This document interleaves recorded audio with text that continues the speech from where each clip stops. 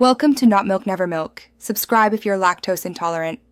You begin by preparing the part file so geometry behaves predictably. Set units and origin, then sketch the vent profile on the top plane. This determines flow and manufacturability, so use precise dimensions. Once done, convert the sketch to a closed contour and apply the proper wall thickness. Make sure you enable solid body display and capture any reference geometry. This early discipline prevents downstream edits and helps Solidworks generate predictable lofts, sweeps, and cuts. Now you construct the vent shape. Choose revolve for symmetric ducts, sweep for constant profile paths, or loft between two profiles when contours change. Use guide curves to control airflow transition.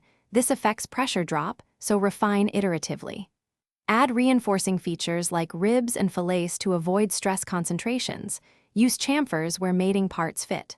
Once solids are ready, apply shell to get the final wall thickness and cut slots or perforations with patterned extruded cuts. Finish by validating and documenting. Run interference checks and simple flow or draft analysis to ensure manufacturability, then create drawings with BOM and critical tolerances. Export step, or SDL depending on downstream use. Use 3D views for assembly orientation. If a feature fails or rebuild errors occur, first inspect the offending sketch and references, roll back the feature order, and suppress dependent features to isolate the issue. This targeted approach helps you fix constraints or broken relations quickly and resume modeling. Thanks for watching. If this was helpful, leave a like and consider subscribing. See you next time.